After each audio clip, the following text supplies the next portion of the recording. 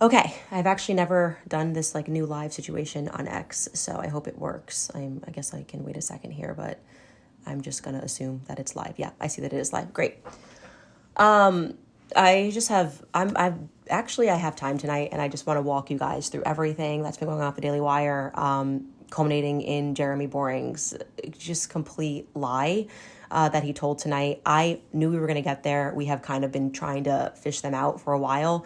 We knew, obviously, that they were behind this drive with, or at least I should say, we very much suspected that since the same lawyers that they had privately suing me in arbitration court for the last 2 years are the same lawyers that were suing Brett Cooper in arbitration court, the same lawyer that is now representing Brian Harpel in this case. We had received a ton of tips that, and obviously been publicly said, sue her regarding Erica Kirk, and Jeremy dressing up this, hey, I have this piece of information that we had learned that George got arrested, basically just sharing Laura Loomer's report.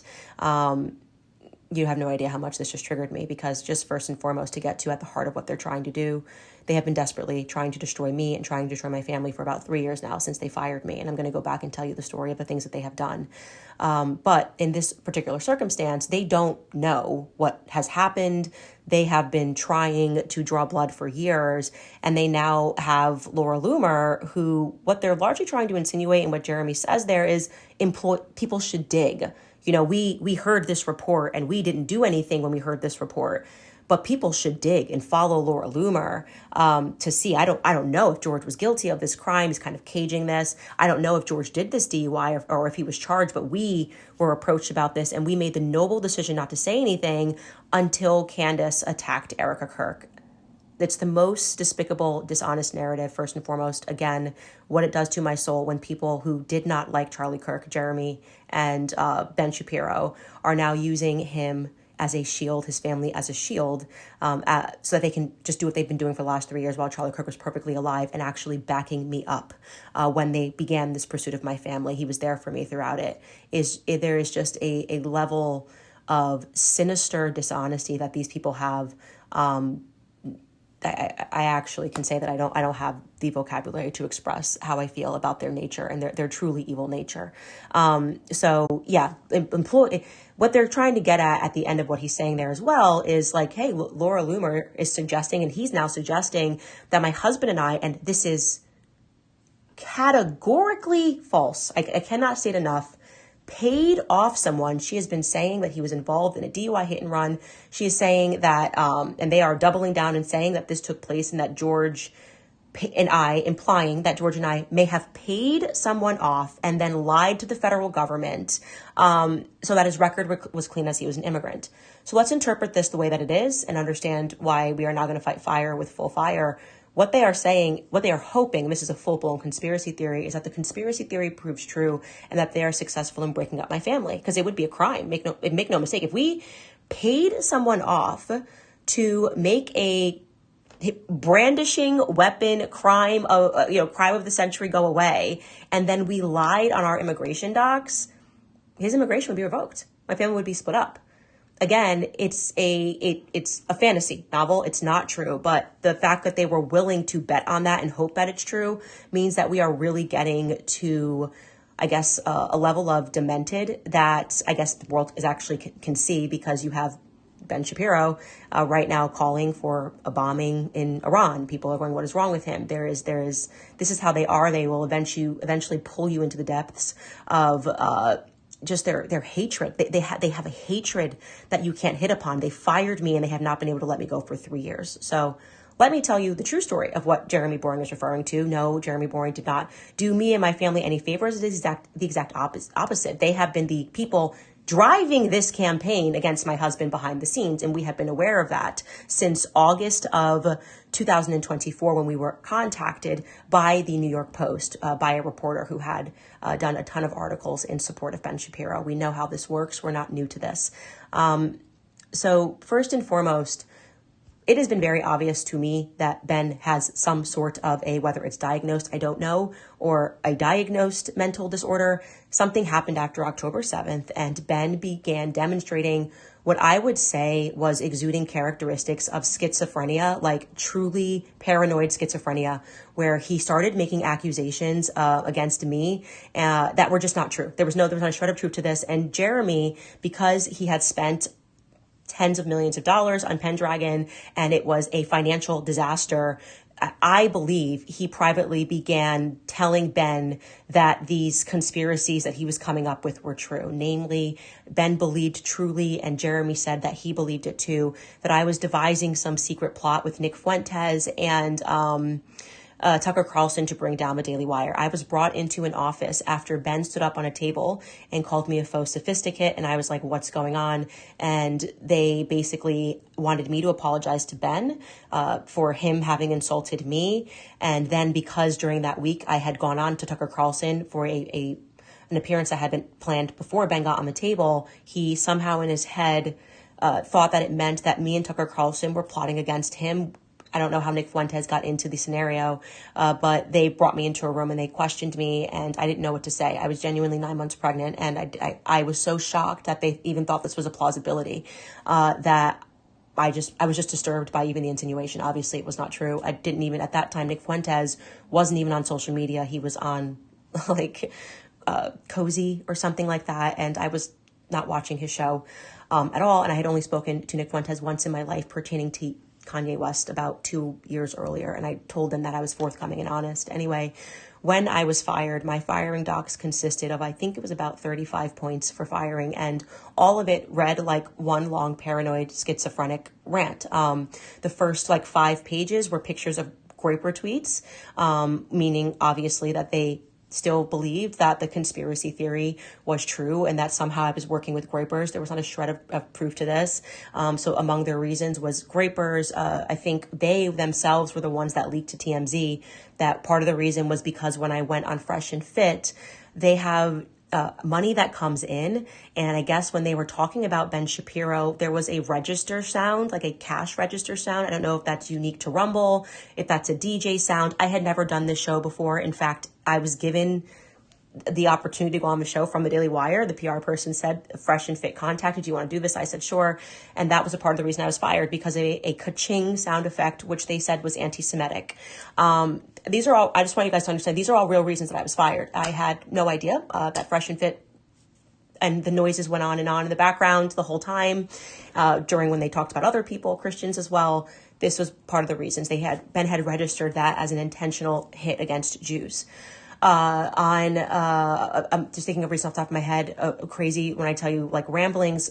Justin Amash, who was a former congressman, had tweeted that he lost his family in there were some bombings. The IDF had bombed a church. It was, I think I'm saying it wrong, but St. Porphyrius Church. And I tweeted to him and I said, I'm so sorry that you lost your family. It was one of the reasons listed that I got fired. And the reason that they explained was because I should have said, when I said, I'm sorry that you lost your family, that, but I should have said, but, you know, the IDF, this is really the fault of Hamas. I'm giving you like, there was not one reason that I actually did something, that I actively did something. It was all like that. What I could have done, what I should have done, and what they perceived was the majority of it was a Groyper conspiracy. So I can just say right off the bat, Nick Fuentes, major win, 100%, fully in their heads. I had no communication with you. Nonetheless, we agreed to separate and they sent this thing and they wanted me to pay them. I almost laughed. I was about to hit the stage at Turning Point USA and I almost laughed at the insinuation that they sent me a schizophrenic ramblings for what my offenses were. And on top of that, they wanted me to pay them like for violating, I don't know, somebody's thoughts. I don't know, violating Graper. I don't even know what it was. And I basically said to my lawyers, I'm not paying them a dime, and I'm going to publish this entire thing online so people can see what this company actually is. And at that point, we had agreed that that would be best not to do that. They agreed to pay me out, I think, until the end of the year. I don't remember what the exact estimation was. And we would go away and say nothing about each other. And we would both just say a statement. And I was very content with that, because at that point, I thought that they were completely deranged. I thought Ben had a mental break, and I didn't want anything to do with the company. So there was no further step that needed to be done on my part. Obviously, you guys know what happens next. Andrew Klavan posts the Christ is King video within 48 hours after we signed this agreement, and it completely backfires. And they end up losing tens of thousands of subscribers over this planned attack. And we obviously, on my side, were like, didn't we just sign an agreement that the employees wouldn't talk trash to each other, that I wouldn't say anything about the employees, they wouldn't say anything about me? And they kind of came back and said, ha, ha, ha, tricky clause. Andrew Klavan's actually a carve-out. He's not technically an employee. He's contracted, and he's protected. So they maneuvered it so that they could still hit me and smear me, but if I responded, I would get sued. Despite this, because of the Christ is King scandal, I still got sued. So they basically were suing to get the money back that we had agreed to separate. And their reasons for their claim, even though they had insulted me publicly, was that I had violated the NDA by responding to Andrew Klavan's video where he completely defamed me. He referred to me as anti-Semitic, Christ is King, the scandal he couldn't get over. And Jeremy signed some things saying we lost tens of thousands of subscribers because they insulted me. So I was being sued because of what they did to me, but they were able to construe this as disparagement by going through my likes. Okay? So when you're in arbitration court, it's a private court. Right. You will try to get away with things. I'm learning this now. Obviously, when you sign an agreement and you think everybody's normal, you don't predict that someone's going to have a mental break. You don't predict, you don't really know what an arbitration court is. I mean, I will say that, like, I have never been in arbitration court. I just thought it was sort of like, hey, we don't want to have a big messy fight. Let's agree that we're going to do this privately. I didn't realize this means that we can continue to stalk you for years, and we can just keep bringing you back in here and say that you're violating a disparagement clause. And then it's going to be up to a judge who's going to have the sole power to decide whether that's right or wrong, right? There's no jury. No one's going to see it in the public. That's ridiculous. And they just did this. They came up with a bunch of offenses, including likes. So the majority of this was like, if someone, I couldn't say anything to defend myself during this Christ is King thing, but if I liked someone saying, this is ridiculous, I can't believe the Daily Wire is doing this, how dare they drafted that into the lawsuit. Candace liked this tweet, and you get this old judge doesn't even know what a like is. Nobody looks at people's likes on X. This is when X had likes. And this became grounds for them to sue me for millions of dollars. Okay. So we went into arbitration court, and we're duking this out. And when this is happening, we receive some sort of an understanding, and this, I'm going to get documents from our lawyers. I had to send them a note today that they were simultaneously trying to find and dig in through me and George's life to try to find things that would embarrass us, and or a private investigator of sorts or whatever. And we were like, okay, fine. We live our lives very nobly. We have nothing to hide. Otherwise, this is 2024, and when we were in France, I think it was in France, that's when we got the call from the New York Post. The New York Post called us, and they said, and this is literally a writer who always was writing on behalf of Ben Shapiro in all of these wars, online wars that were happening, these court cases raging on. And he says, we have this document, and it proves that George was got a DUI charge, blah, blah. This is going through our PR agent. Our PR agent says that didn't happen. George was never charged for a DUI. And this report that you have doesn't exist. It says that he has black hair. The New York Times never runs it. And we never hear from the New York Post, pardon me. We never hear from them again. At the same time, this was literally a blessing from God as we're fighting them in court.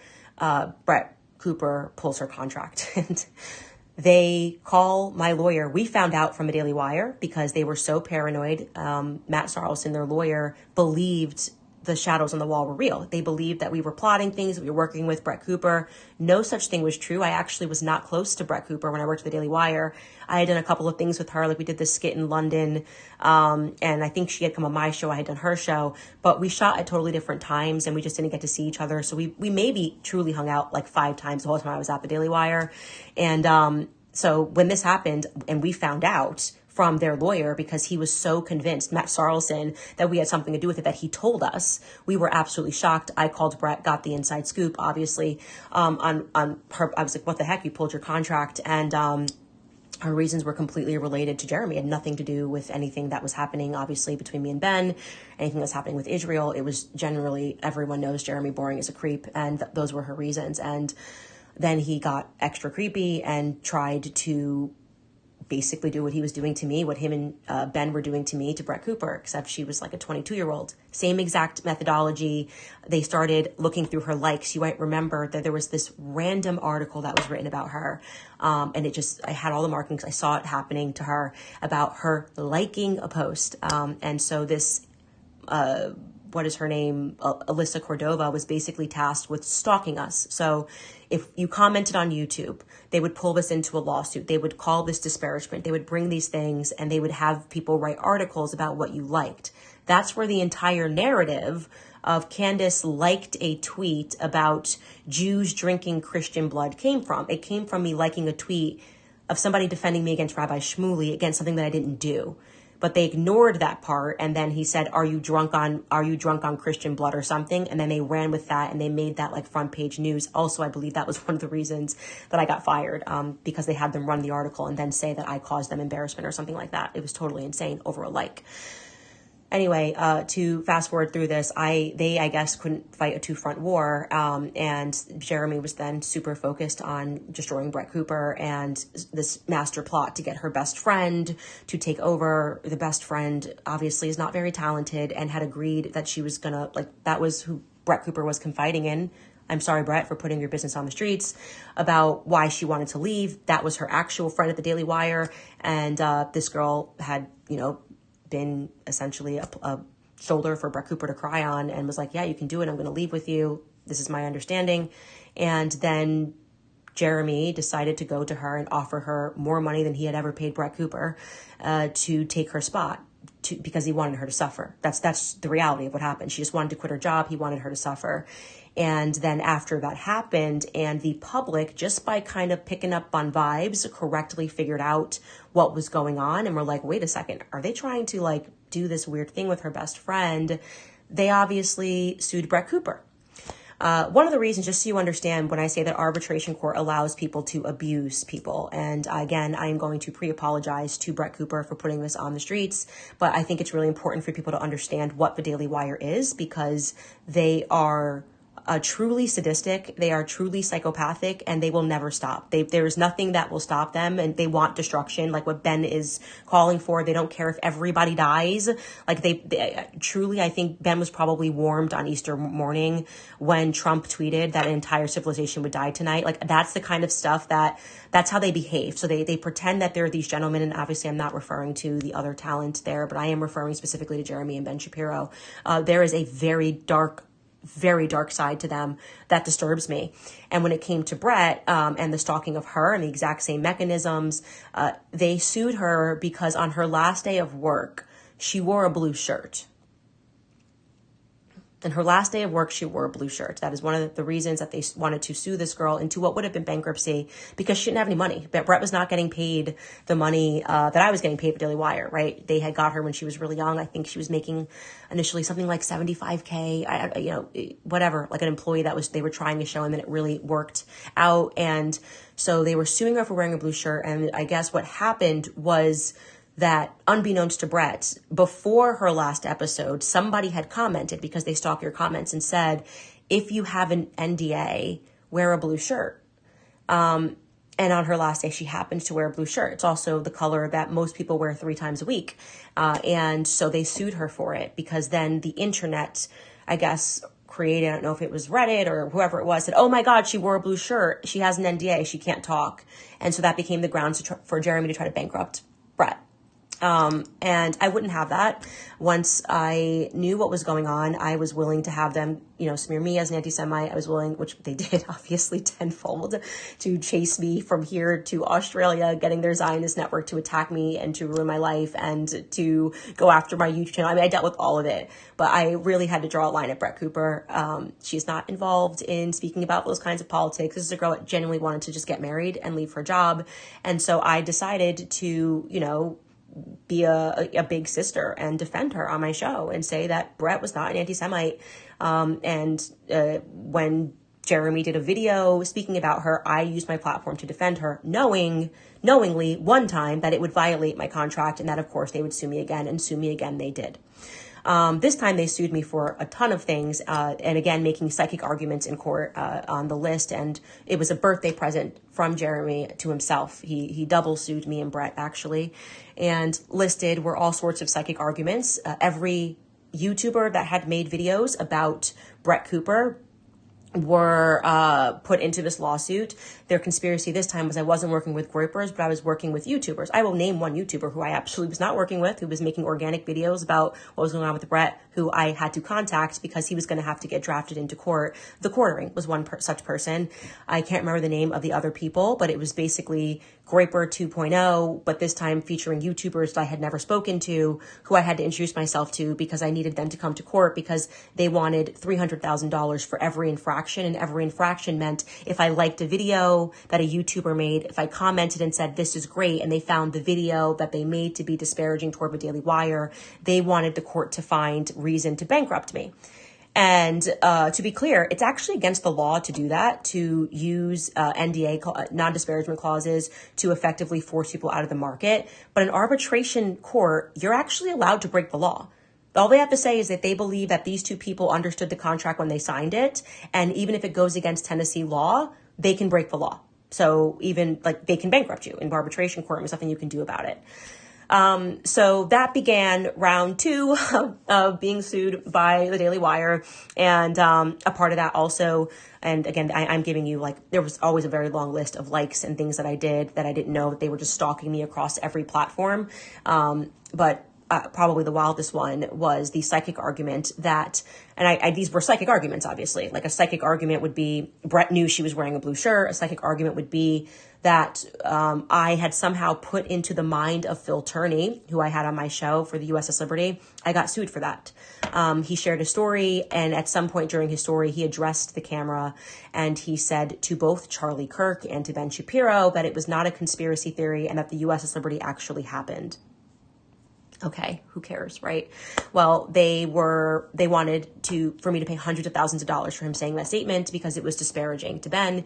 And we played Ben in his own words just to like cover that, so that in case Phil was wrong and Ben didn't say that, we included a clip of what Ben actually did say. Didn't matter. They found that that they think that I induced Phil Turney to feel that way about Ben, and they wanted me to pay for allowing this man who has survived so much. He's like 76 years old. I was going to have to ask him to come into court to defend me against being bankrupted from the Daily Wire. Again, this is all happening when I'm trying to start my company and trying to go solo. And simultaneously, they're still running this game of trying to get the press to go after me, to go after my family. So when I say it has been a nonstop onslaught against my life, this is what I mean. And I do think it's time for us to share the documents so people can actually read the documents of what my family has lived through, because I feel like I should be doing a series like Surviving the Daily Wire. People don't understand what it's been like, and we have never played dirty back with them. We have never. Everything they ever put together was a conspiracy theory in their own head. We don't play that way. We have genuinely, and I partially think that that's the reason why we've been protected by them, and why conclusions like even the Brett thing happening, which they thought was a big conspiracy and it wasn't. I also got questioned in court about Patrick Bet David. I mean, any conspiracy you can think of, I have been subjected to, because no one wanted to acknowledge that Ben was wrong when he got up on the table and called me faux sophisticate. So the conspiracy theories are getting wilder and wilder and wilder. But them trying to dress up like they morally have to do the right thing, and they want people to focus on finding out, which again, I will say is categorically false. The idea that my husband and I would play politics to that degree, that we have that power. We don't know anybody here in Tennessee, Nashville, outside of the Catholic Church. That is our entire network.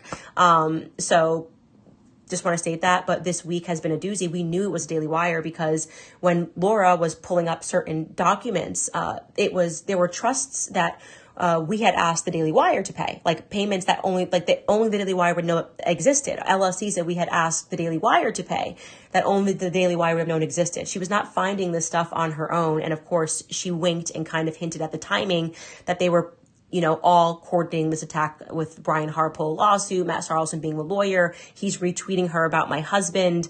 And so it was very obvious to us, because we have lived this with the Daily Wire, because this has been just what our life has been for the last 3 years, that this was orchestrated by them. And this was kind of like Benny's last stand, with a nice ad from Jeremy, who is, it is difficult for you. Like I said, you could ask anybody that's worked with the Daily Wire, at the Daily Wire, outside of Michael Knowles, who gets along with anybody, what Jeremy is. He's just a malignant narcissist. He will always build himself a stage and will always pretend that he is moral and principled. I mean, he has tortured people for things that his niece did at the Daily Wire, people who work on my team today. The stories about Jeremy Boring, if you wanted to do a series, would be unceasing. But I do want to acknowledge something else, because he pretended that they were taking a moral principle, and we don't know. We don't know if George Farmer was found guilty of a DUI. We don't know if he gave money. And we stayed out, but she's attacking a widow, as if they weren't trying to get this story out themselves behind the scenes, like I said, long before the Daily Wire ever got involved. But there is stories that have happened to the Daily Wire that they certainly did know, that were pertaining to their own employees, that happened just last year, and that they were keen to knock it out to the public, and which I think people would care a lot more about, than a DUI charge, because it involves pedophilia, and it's one of the most disgusting, demonic stories that I've ever heard, and it pertains to their longtime employee named Zach Lewis. So Zach Lewis, and you should know, but he was employed and working with Bent Key Kids. That's kind of a crucial element. And they have tried to sort of disappear the story as they try and attempt to moralize. And of course, to be frank, had they not began these demonic attacks against my family over the last 2 weeks because their company is failing, I probably would have followed the philosophy that, it's not really a business, and we stay away from the Daily Wire's business, because they just attack us, doing shows about us in the no, constantly doing that. We never hit back. We don't want to waste our time and our energy on this.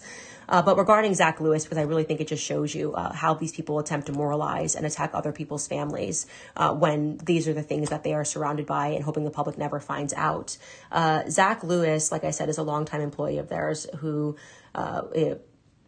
works on the camera. And the report, which actually, kudos to you, Twitter. Twitter actually approached the Nashville Police Department in January of 2025. So this is, Jeremy, when you were the CEO. So maybe, actually, I think if journalists want to dig into something, this might be the one that's more interesting, given our fascination with the manner in which it seems that people who support Israel will also protect the Epstein class of pedophiles. I just feel like this might be a better and a stronger hook, rather than going on a wild goose chase, which is going to be a wild goose chase, just so you know, because we absolutely did not pay anybody off, and we absolutely did not lie on any of George's documents. You can state that, cut that, put it everywhere, go on a wild goose chase. I don't really care. It's known for the Daily Wire to do this sort of things. But on January 23rd, 2025, Metro Nashville Police Department, we had received a tip from Twitter, X, formerly Twitter, stating that they had accessed an account, Party Harbor, which is Zach Lewis, and I will say allegedly, but he's been arrested. He's been sitting in prison because he had sent a file containing child sexual abuse material. A search warrant for the contents of Party Harbor's account showed that child sex abuse of a minor file was a video depicting a prepubescent female child performing on a adult male's penis, prepubescent child. While he, and I'm going to use the word finishes on this, I will drop the report. The child sex abuse file was sent to a user who identified herself to the defendant. So he has this file of a child doing this, and then sent it to a 16-year-old female who identified herself as a 16-year-old female. After learning the age of the defendant, that Zach Lewis also requested and received a nude video of her, the 16-year-old. And then the police officer writes, I have positively identified this minor female victim. The search warrant further revealed multiple other chat logs in which the user of Party Harbor requested and received nude images of users who identified themselves as minor females. I have positively identified one other 15-year-old minor female from whom Party Harbor requested and received a nude video on November 18th, 2024 local time, after she identified herself as a minor. The defendant, who was identified through a subpoena to PayPal for account information associated with a transaction where Party Harbor purchased nude images of a user who claimed to be a minor.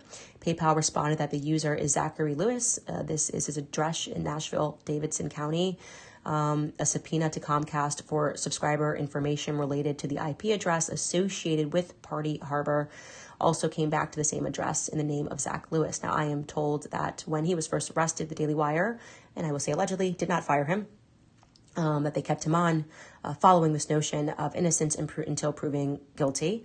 And and then as people began finding out the details of this, and I can't tell you how fast that timeline was, he eventually was fired. And my understanding is that he is in prison today, but this happened last year under Jeremy's watch. And so, yeah, Jeremy, right back at you. So while you have them doing calling on journalists to do what you always do, like you did in the courts, I said to you, we could have gone to the ends of the earth in court. You were never going to find anything on me because I live my life honestly. I never colluded against Daily Wire. I never leaked to anybody. And I always say people that begin on a pursuit with Jeremy and Ben Shapiro will find themselves chasing shadows on the wall. Of course, we would never be so foolish. We take our family very seriously as to lie on our citizenship. But I do think that this might be a case that people want to follow. I do think if you are an honest journalist and a sincere journalist, getting to the bottom of how long this employee worked for the Daily Wire, especially since he worked for the Benke Kids Department under Jeremy Boring's watch, might be of some interest. So we'll be dropping that information. And tomorrow we will also be providing more information about the reasons that I was fired. I think publishing the documents of what they put me through in court, so people understand that this is a company that has a mental disorder operating as a company. This is like paranoid schizoid delusions, and they are able to, because of the power of the network of media people that Ben has, able to stalk and harass. It's now been 3 years. They cannot list any offense that I've done to them. Jeremy's excuse tonight is that I told the truth about Pendragon. The reality is that Pendragon is what turned the company upside down. Everybody knows that. He spent way too much money on it. He's hoping that he can pretend like he was the genius that kept Daily Wire afloat. That just simply is not the truth. It was thanks to documentaries that were being done by the talent after the money came in. He then wanted all of the money to focus on his projects and made it about him because Jeremy is always looking for a stage. That's what he's doing right now. It is the reason why he's starting a podcast, and every episode is just talking about me and Tucker Carlson. The beginning of their delusions began with me and Tucker Carlson and some remarkable plot they thought was happening, which never was. And we could have been in court for 10 years. They would never have landed upon that plot because it matters to me not to go to bed with that sort of ick on me. So good. I'm glad that we are fighting each other by the face to face and let fire meet fire. I'm also happy that the public now recognizes that it was always you guys. I was working with Laura Loomer. There's no way that we had to have police over today. I've got 2 of my cars online, a car that takes my child. I have literally LLCs and trusts that only the Daily Wire could have known that are being leaked to her. And of course, Matt Sarlson, who is their lawyer that has been suing me for 2 years, constantly retweeting her. So it was obvious to us, but now it's obvious to the public. And I do want you guys to know that we are planning on playing offense with this. We are developing a plan to deal with this because it's been 3 years of what is just stalking and harassment being dressed up as some noble pursuit that has absolutely nothing to do with Erica and everything to do with me surviving their vicious attacks. They have wanted to destroy my family. They have wanted to destroy my life, and they won't win. That's the reality. They won't win, but they will destroy themselves in the process. So if you have any questions, I will answer. I will definitely also drop these documents regarding Zach Lewis. And beyond that, I'll see you guys tomorrow on the show.